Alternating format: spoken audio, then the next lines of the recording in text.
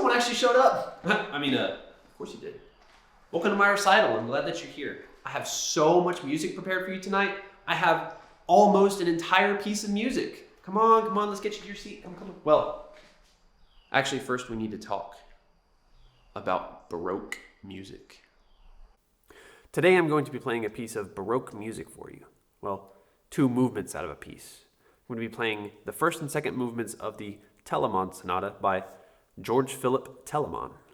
Baroque music is pretty cool. Everyone loves Bach, everyone loves Vivaldi, but you know who doesn't play Baroque music very often? Me, because I play trombone. The trombone as we know it today didn't really exist at this time. It was a lot smaller and it was actually called a sackbut. It's a real thing, look it up. It's called a sackbut. And it was pretty much only used for like church productions, used as like the voice of God, except for like onesie-twosie composers that were starting to write for it for art music. The sackbut was still trying to find a foothold in art music. It was used in basso continuo sometimes, but it was never really like a normal part of the orchestra, and it wouldn't be for a long time until like Beethoven in the classical era. It was definitely nowhere near as ubiquitous as it is in orchestral music today.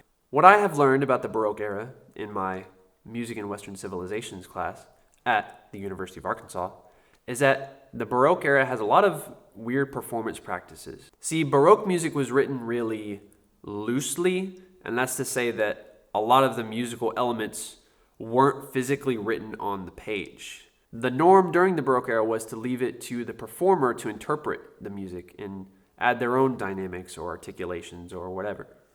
And it even went so far as they expected the performer to add other notes and embellishments, trills and turns and things that weren't there on the page to begin with. There was even like improvised elements. And this is where I started to see a weird link between Baroque music and jazz. Now, honestly, at first it seems like they're just completely opposite ends of the musical spectrum and have nothing to do with each other.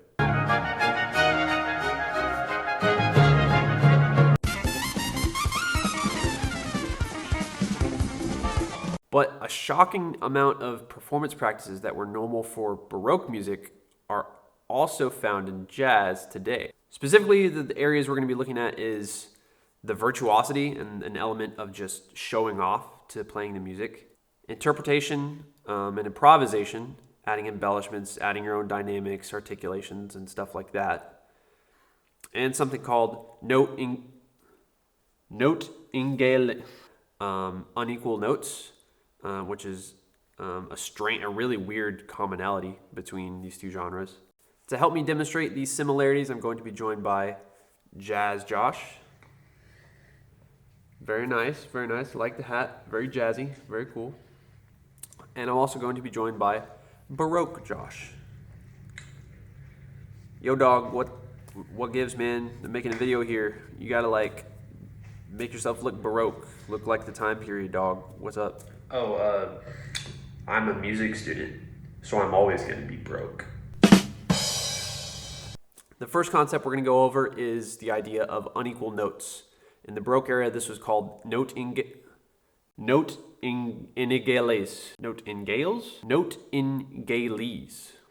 And in jazz, this is called swing.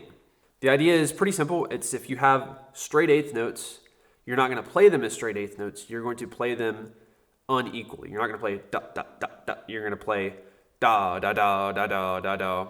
A lot of people will use the idea of playing like two tied triplets and then one other triplet, da da da da da da da, as a way to kind of metrically explain what's happening. In jazz, it's never really that precise. Sometimes you'll have a really heavy swing, which might be closer to dotted 8/16ths, or you might have a really light swing, which is even less than a triplet feel. In the Baroque era, particularly in France, people tended to interpret eighth notes pretty much the exact same way. Watch as both Jazz Josh and Baroque Josh interpret similar lines of eighth notes the exact same way.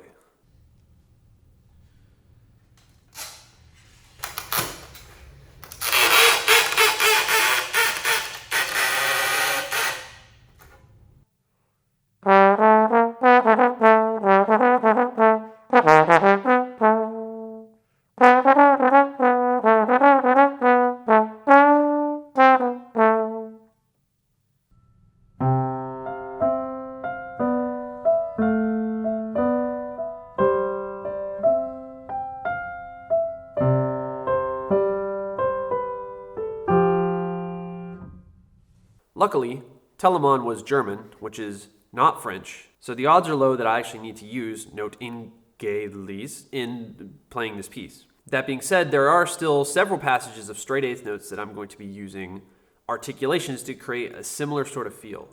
I'm not going to play the eighth notes unequally, but I am going to alternate articulations in such a way that makes note groupings and makes them kind of sound swung in a way. It'll make a lot more sense once you hear it, but the notes will still be straight, but I'm kind of trying to make a similar sort of feel to that note ingales. Another consideration we need to be aware of while playing Baroque music is the wild embellishments and interpretations that we need to add to the music. In between notes, you could add extra trills and fluffs and doodles and noodles and all kinds of other things to the music. Again, this is very similar to jazz, where it's also expected that you'll interpret the music your own way and play things that aren't written on the page. In fact, in jazz, if you were to play exactly what's written on the page, it would be considered wrong. Listen as Jazz Josh plays a piece exactly as it's written on the page.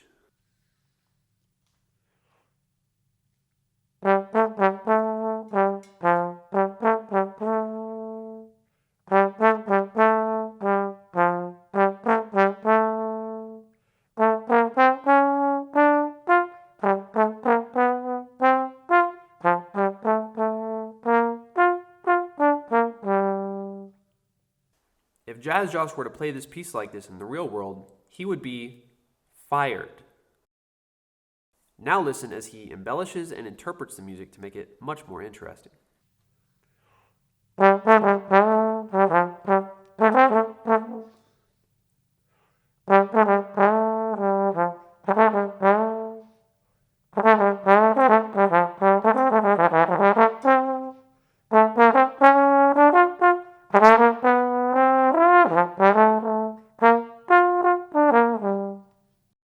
Now equally behold Baroque Josh.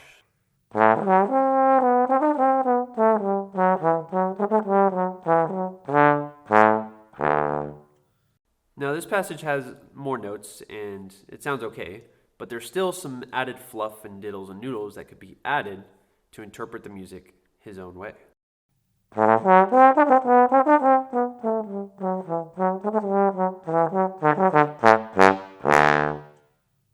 Maybe the jazz was embellished a little more, but it's the exact same idea.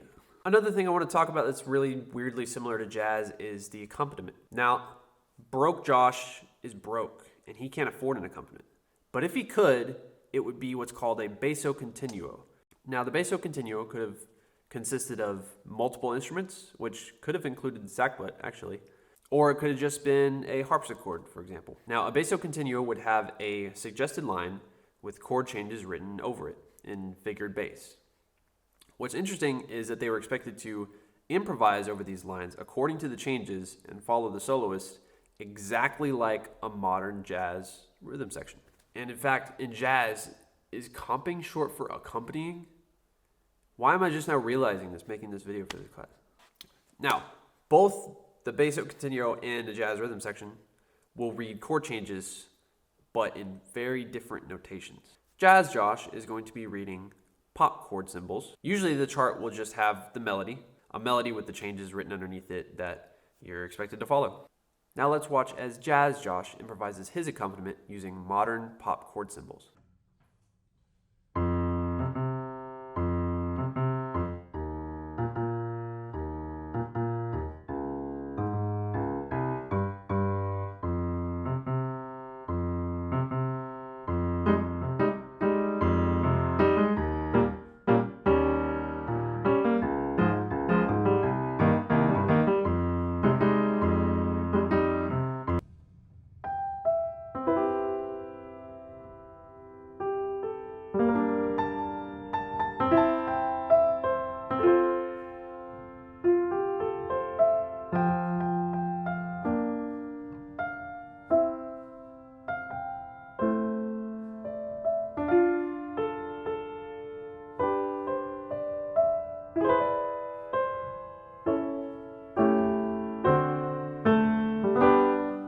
Now, Baroque Josh will be reading figured bass, which means he has to either memorize what the different number symbols mean and what chords those correspond to, or actually count the interval above whatever note is written out in the line. This means he actually has to pay very close attention to the line. Even if he doesn't choose to play it, he needs to identify those notes in order to play the figured bass on top of those notes. I'm sure Baroque Josh will have no trouble improvising an accompaniment using his figured bass drum. Did people have tiny fingers back then?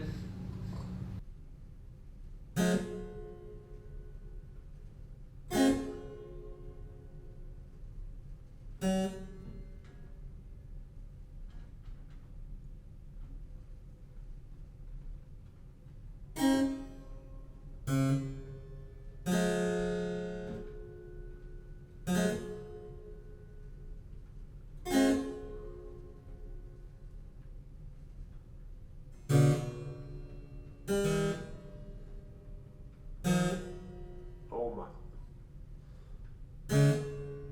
Oh my. Oh my.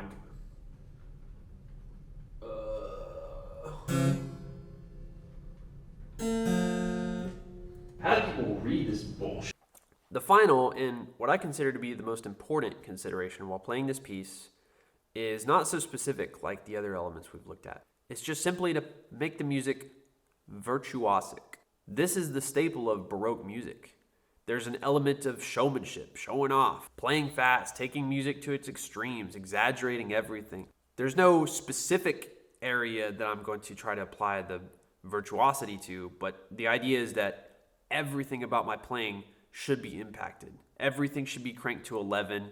And my approach to this is just to simply really just overplay everything to the point that it feels silly. And hopefully, if it feels ridiculous to me playing, it'll come through to the listener exactly as it's supposed to. With all of these things in mind, let's take a look at the actual piece and talk about some specific things that I'm going to be doing to implement these ideas into the music. So as I said, I'm going to be playing the first two movements of this sonata, which was originally written for bassoon. So luckily it's already in bass clef C, convenient for me. Now the first movement is the slow movement, and it was normal for the performer to improvise more during the slow movement. There's intentionally more open space for the musician to add their own ideas, to interpret the music more. So I'll definitely be trying to add a lot more embellishments to this first movement, like trills and extra notes and little noodles and diddles and stuff. I'm also going to attempt some trills, but they're pretty tough on trombone, and I'm not very good at them. So I'm going to give it my best shot. We'll see what happens.